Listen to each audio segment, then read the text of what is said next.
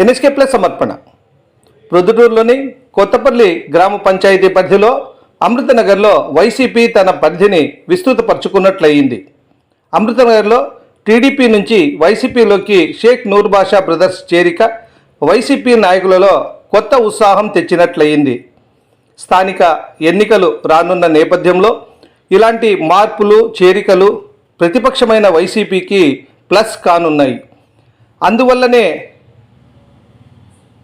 ఈ 50 కుటుంబాల చేరికకు సంబంధించిన కార్యక్రమంలో మాజీ ఎమ్మెల్యే రాచమల్లు ప్రసాద్ రెడ్డితో పాటు మాజీ వైస్ చైర్మన్ బంగారెడ్డి, ప్రముఖ వైసీపీ నాయకులు పోరెడ్డి నరసింహారెడ్డి, వరికోటి ఓబుల్ రెడ్డి, శేఖర్ యాదవ్ తదితర నాయకులు ఎంతో ఉత్సాహంగా ఈ కార్యక్రమంలో పాలుపంచుకున్నారు.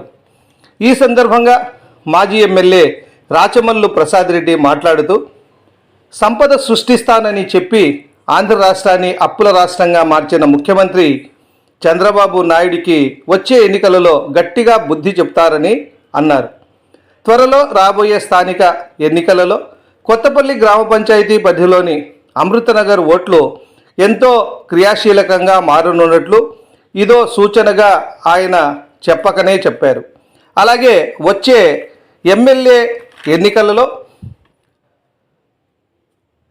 చాలా ముందస్తుగా వైసీపీ ప్రణాళికలను రచిస్తోందని ఆయన చెప్పినట్లయింది. స్థానిక ప్రజలు ఈ విషయమే మాట్లాడుకుంటున్నారు. ఈ సందర్భంగా రాచమల్లు ప్రసాద్ రెడ్డి మాట్లాడుతూ, పార్టీలో చేరిన ప్రతి ఒక్కరికి పేరు పేరున హృదయపూర్వక కృతజ్ఞతలను తెలియజేశారు. అమృతనగర్ అంటే తనకెంతో ప్రీతి అని, 3 సార్లు ఎమ్మెల్యేగా తాను పోటీ చేస్తే 3 సార్లు స్థానిక ప్రజలు తనకు ఓట్లు వేశారని, గత 2024 ఎన్నికలలోనూ ప్రతికూల పరిస్థితుల్లో కూడా తనని ఆదరించిన అమృతనగర్ ప్రజలకు తాను కృతజ్ఞుడినని, అలాగే కృతజ్ఞతను ప్రకటిస్తూ ఉంటానని ఆయన అన్నారు.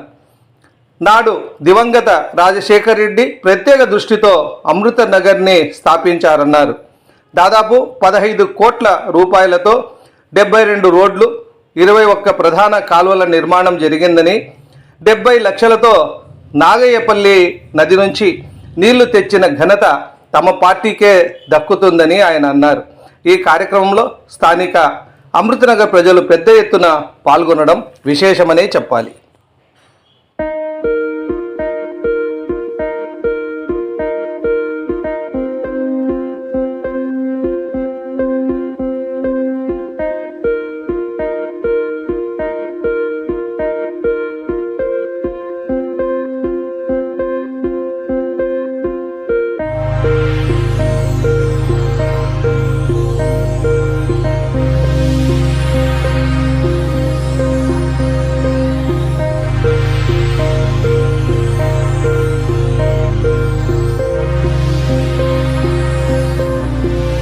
వ్యతిరేకిస్తూ చేసే ఉద్యమాల కోసం కానీ, రేపు జరగబోయే స్థానిక సంస్థల ఎన్నికల్లో గౌరవానికి సంబంధించినటువంటి ఎన్నికలకు సంబంధించి కానీ, లేక వారి వ్యక్తిగత కుటుంబ కష్ట సుఖాల్లో కానీ ఈ ప్రొద్దుటూరు నియోజకవర్గ వైఎస్ఆర్ కాంగ్రెస్ పార్టీ, ఆ పార్టీకి నాయకునిగా నేను వారికి పెద్దన్నలాగా తోడు నీడగా 24 గంటలు సంరక్షిస్తానని చెప్పి మీకు మాట ఇస్తా ఉన్నాను.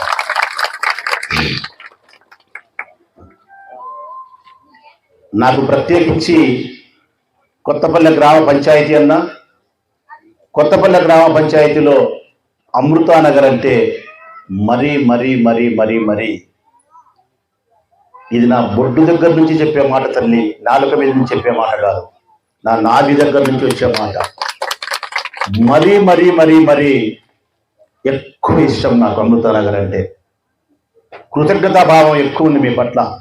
కారణం, జగన్మోహన్ రెడ్డి గారు పార్టీ స్థాపించినప్పటి నుంచి కానీ, వారి తండ్రి గారు రాజశేఖర రెడ్డి గారు రాజకీయాల్లో కొనసాగినప్పటి నుంచి కానీ ఈ అమృతానగర్లో ఎప్పటికీ రాజశేఖర రెడ్డి రక్తానికే ఓటేస్తున్నారు, రాజశేఖర రెడ్డి కుటుంబాన్ని ప్రేమిస్తూ ఉన్నారు.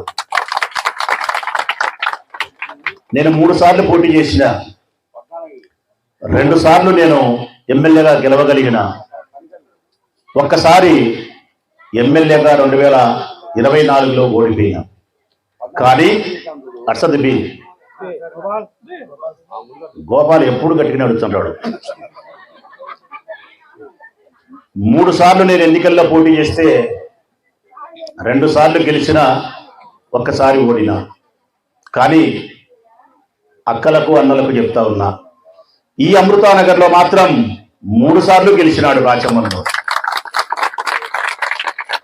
కారణం, ఇంత తెలుగుదేశం పార్టీ కూటమిగా ఏర్పడి 1,00,000 అబద్ధాలు చెప్పి ఈవీఎం మిషన్లను ఉపయోగించుకొని మోసం చేసిన తర్వాత కూడా సింగల్గా వచ్చిన, సింహంలా వచ్చిన జగన్మోహన్ రెడ్డి గారి యొక్క ఫ్యాన్ గుర్తును అమృతానగర్లో ఇప్పుడు కూడా గెలిపించినారు. 24లో కూడా 5 బూతులు ఉంటే ఇక్కడ 5 బూతులలో వైఎస్ఆర్ కాంగ్రెస్ పార్టీ అభ్యర్థి అయిన నాకే మెజార్టీ ఇచ్చినారు. 14లో మెజార్టీ ఇచ్చినారు, 19లో మెజార్టీ ఇచ్చినారు, 24లో మెజార్టీ ఇచ్చినారు, 29లో అఖండమైన మెజార్టీ ఇవ్వబోతా ఉన్నారు. మరి నాకు మీ పట్ల విశ్వాసము, కృతజ్ఞత, ప్రేమ ఉండవా తల్లి? ఏ రాజకీయ పార్టీకి సంబంధించిన నాయకుడికైనా, అభ్యర్థిగా పోటీ చేసిన ఎన్నికల్లో ఏ ఒక్కరికైనా తను ఓడినప్పుడు కూడా ఏ ప్రాంతంలో అయితే ఎక్కువ ఓట్లు వచ్చినాయో ఆ ప్రాంతం మీద ఎనలేని మమకారం, ఎనలేని కృతజ్ఞత ఉంటుంది. ఇది నిజం తల్లి. నేను స్ట్రైట్గా నిజాయితీగా ముఖం మీద మాట్లాడే మనస్తత్వమే, లోపల ఒకటి పైకి ఒకటి మాట్లాడే మనస్తత్వం కాదు. కుండ పగలగొట్టినట్టు మాట్లాడే మనస్తత్వమే నాది. చాలా చాలా కృతజ్ఞత ఉండాలి. మేము ఓడిపోయినప్పుడు కూడా మాకు ఎక్కడైతే మెజార్టీ వచ్చిందో అమృతానగర్ అటువంటిదే. కొత్తపల్లి పంచాయతీ అంతా చూద్దాం, చాలా చోట్ల ఈ కూటమి పాలనకు, వీరి అబద్ధాలకు, ఈవీఎం మిషన్లకు మెజార్టీ వస్తే, కానీ కొత్తపల్లి గ్రామ పంచాయతీలో మాత్రం 25,000 ఓట్లుంటే 20,000 ఓట్లు పోలైతే నేను పోటీ చేస్తే ఫ్యాన్ గుర్తుకు 10,000 ఓట్లు వచ్చినాయి. అంటే ఇక్కడ వారి అబద్ధాలకు, వారి ఈవీఎం మిషన్లకు పని జరగలే, పప్పులు ఉడకలే. కొత్తపల్లి గ్రామ పంచాయతీలో తెలుగుదేశం పార్టీకి ఇక్కడ మెజార్టీ రాలే.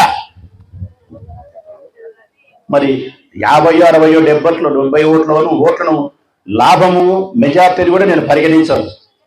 20,000 ఓట్లలో మనకు 10,000 ఓట్లు వచ్చినాయి, వారికి 10,000 ఓట్లు వచ్చినాయి. ఇంత ప్రతికూల పరిస్థితుల్లో కూడా కొత్తపల్లి గ్రామ పంచాయతీలో సగం ఓట్లు మనకు రాగలిగినాయంటే ఈ గ్రామ పంచాయతీలో రాజశేఖర రెడ్డి రక్తానికి, జగన్మోహన్ రెడ్డి గారు స్థాపించినటువంటి వైఎస్ఆర్ కాంగ్రెస్ పార్టీ ఫ్యాను గుర్తుకు విపరీతమైనటువంటి ప్రజాదరణ ఉంది. అదే రేపు 29 ఎన్నికలు ఈవీఎం మిషన్లు కాకుండా 20,000 ఓట్లు పోలైతే 15,000 ఓట్లు మనకు వస్తాయన్న నమ్మకం నాకు ఉంది. అమృతానగర్ ఇది ఎవరు ప్రారంభించినారు తల్లి? రాజశేఖర రెడ్డి అన్న ప్రారంభించినటువంటి అమృతానగర్ కాలనీ. ఇందులో ఎవరి గొప్పతనము లేదు, ఒకే ఒక వ్యక్తి గొప్పతనం, రాజశేఖర రెడ్డి. మీ అందరికీ ఇక్కడ ఇళ్ల పట్టాలు ఇచ్చి, ఇల్లు నిర్మించే కార్యక్రమం చేసి, ఈరోజు మీరు ఇల్లు అమ్ముకుంటే ఒక్కొక్కరికి 15-20 లక్షల రూపాయలు విలువ చేసే ఇల్లు మీ దగ్గర ఉంది. 15 లక్షలు, 20 లక్షలు విలువ చేసే ఆస్తిని మీకు ఇచ్చింది ఎవరమ్మా? రాజశేఖర రెడ్డి అన్న. ఆయన ఆస్తిని ఇచ్చినాడు, ఒక గూడును కల్పించినాడు మీరు, మీ కుటుంబ సభ్యులు ఉండడానికి. మరి ఇక్కడ రోడ్లు కానీ, కాలువలు కానీ, నీళ్లు కానీ, బడి కానీ, గుడి కానీ, ప్రభుత్వ కార్యక్రమాలు నిర్వహించడానికి, పాలన చేయించడానికి ప్రభుత్వ ఆఫీసులు కానీ ఇక్కడ ఏమి గత పాలకులు చేసిన దాఖలాలు లేవు. ఇది 2006లో ప్రారంభమైంది అమృతానగర్. 2019లో మేము అధికారంలోకి వచ్చినాం. మేము అధికారంలోకి వచ్చేదానికి, ఇక్కడ ఈ అమృతానగర్ ప్రారంభమైన దానికి మధ్యలో 13 సంవత్సరాల కాలం జరిగింది, ఒక పుష్కర కాలం జరిగింది. నేను అడుగుతా ఉన్నా, ఈరోజు స్థానికంగా ఉండబడినటువంటి తెలుగుదేశం పార్టీ ఎమ్మెల్యే అయినటువంటి నంద్యాల వరదరాజరెడ్డి గారిని సూటిగా ప్రశ్నిస్తా ఉన్నా గౌరవంగా. 13 సంవత్సరాలు, 2006 నుంచి 2019 వరకు 13 సంవత్సరాలు మీరు అధికారంలోనూ ఎమ్మెల్యేగాను కొనసాగినప్పుడు ఈ అమృతానగర్కు మీరు చేసిన అభివృద్ధి ఏమిటో ఒక శ్వేతపత్రాన్ని విడుదల చేయగలుగుతారయ్యా అని అడుగుతా ఉన్నా నేను. లేకుంటే ఇక్కడే మీటింగ్ పెట్టి పాత్రికేయుల సమావేశాన్ని ఏర్పాటు చేసి మీరు చేసిన అభివృద్ధి ఏందో చెప్పమని విజ్ఞప్తి చేస్తా ఉన్నా. 13 సంవత్సరాల కాలంలో, కేవలం 5 సంవత్సరాల పదవీ కాలంలో జగన్మోహన్ రెడ్డి గారు ముఖ్యమంత్రిగా ఉండబడిన ఆ 5 సంవత్సరాల కాలంలో, నేను అధికార పార్టీ ఎమ్మెల్యేగా కొనసాగిన 5 సంవత్సరాల కాలంలో ఇక్కడ ఏం చేసినామో కళ్ళు మూసుకొని మేము చెప్పగలుగుతాం.